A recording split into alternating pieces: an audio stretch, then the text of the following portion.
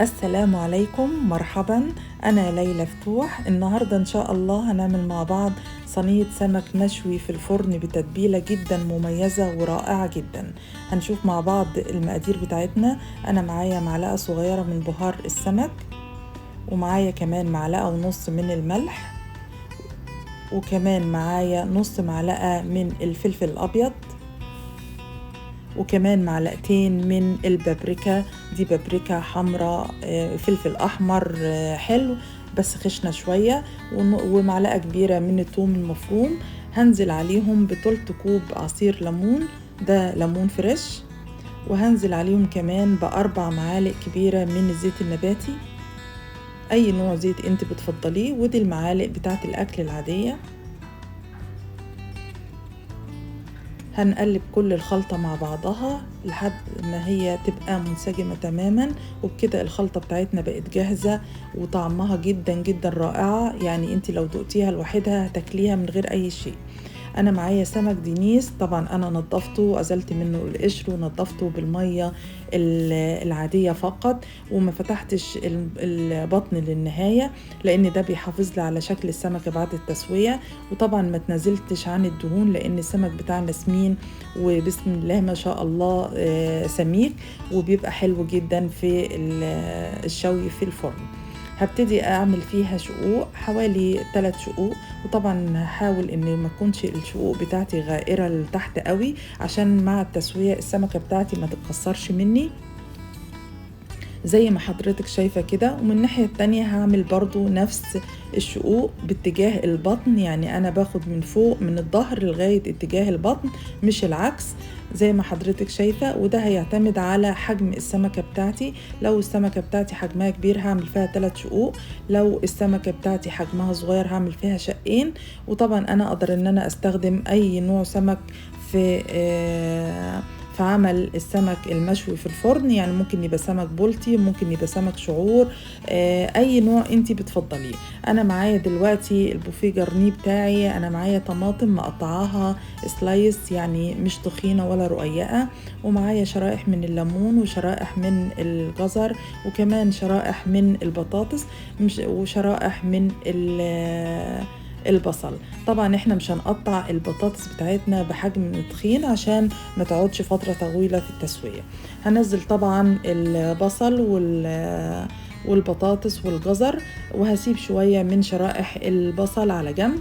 هنزل عليهم بمعلقة كبيرة من الكزبرة الجافة، الحبة كاملة، وهنزل عليهم بمعلقة صغيرة من الملح ونص معلقة صغيرة من الفلفل الأبيض عشان أتبل الفرشة اللي أنا هعملها تحت السمك بتاعي.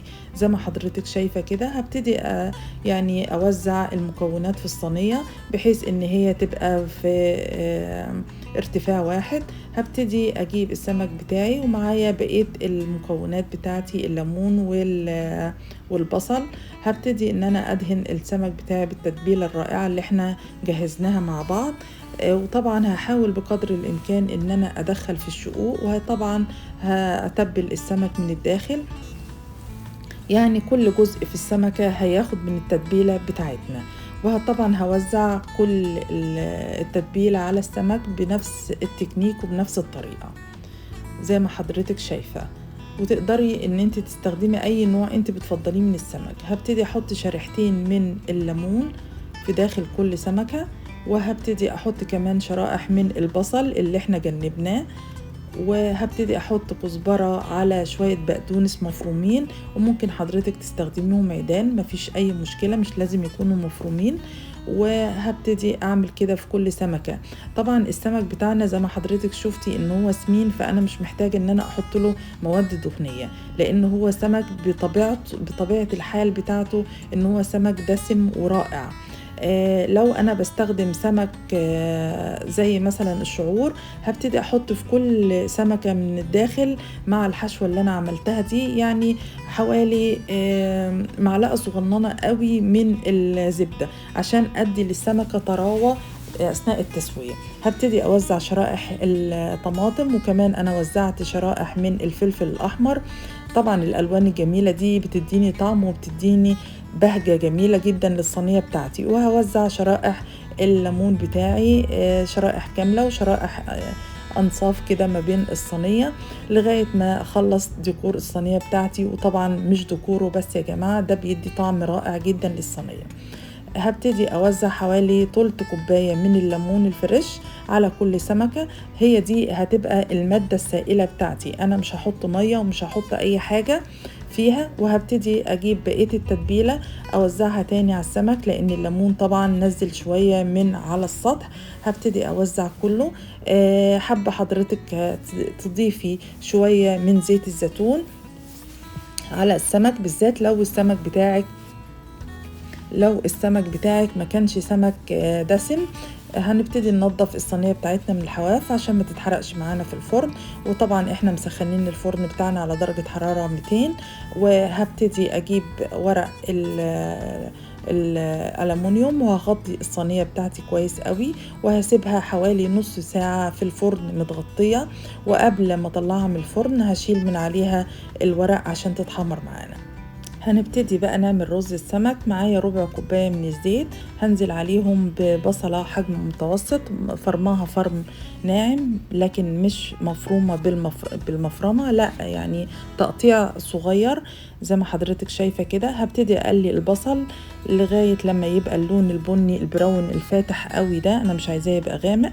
هنزل عليه بكوباية من المية، علشان طبعا المية دي هتخلي البصلة تفقد اللون بتاعها وتخرج اللون البني ده.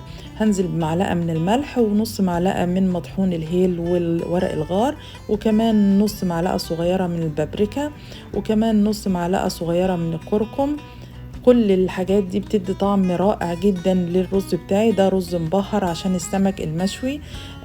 هخلطهم تماما وهخليها تغلي مع بعضها لمدة 5 دقايق كده. وبعد كده هنزل بالرز بتاعي. انا عملت كوباية وربع من الرز، طبعا ده مغسول، وطبعا حضرتك بتعملي بالكمية اللي تناسب الأسرة. انا عملت كوباية وربع بس. وطبعا كوباية وربع بالرز المصري يعني بتحطي له زيه بالظبط نفس المية. وفي طريقة تانية للعيار، ان انت بتاخدي العيار بتحطي ايدك في الحلة لغاية لما المية توصل للعضمية اللي في ايدك زي ما حضرتك شايفة كده. هنحط طبعا فلفل حار، ده اختياري زي ما انت عايزة، وهنغطيه لغاية ما يتشرب المية بتاعته. دلوقتي اتشرب ميته، هبتدي ان انا اوطي عليه النار وهسيبه ان هو يتلدن معايا. في الاثناء دي الصينية بتاعتي خلاص بقت جاهزة. هبتدي اطلع الصينية من الفرن زي ما حضرتك شايفة كده. سمك مشوي 100%، مفيش سوائل زيادة. هبتدي أوزع عليه شوية من الكزبرة الخضراء أكثر الألوان ودي طعم وريحة جميلة. هنبتدي نشوف السمك بتاعنا من الداخل أبيض ومستوي ورائع جدا، والسمكة ما اتبهدلتش معانا لأن زي ما احنا قلنا احنا ما فتحناش البطن للنهاية. لونه رائع وطعم جميل جدا. هبتدي أغرف الطبق بتاعي. الرز بتاعي بقى جاهز زي ما حضرتك شايفة. الرز بتاعنا مفلفل ولونه رائع جدا، يتناسب مع السمك المشوي في الفرن بالتتبيلة الرائعة اللي احنا قدمناها. هبتدي اعمل فرشة من الرز وهبتدي اجيب السمكة بتاعتي.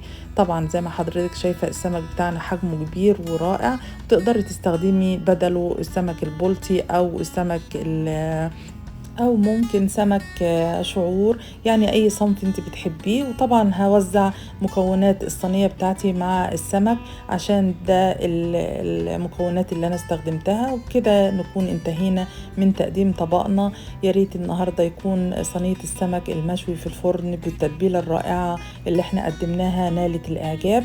وحقيقي هو طبق يستحق التجربة او عن جدارة. طبق رمضاني، طبق مناسبات السارة، الأعياد، العزومات، يعني طبق فعلا مشهي جدا ولذيذ. وإذا كان عجبكم النهاردة الطبق بتاعنا يا ريت ما تنسونيش من اللايك والشير والدعاء ليا والأم الغالية بالرحمة والمغفرة. وأسيبكم في رعاية الله.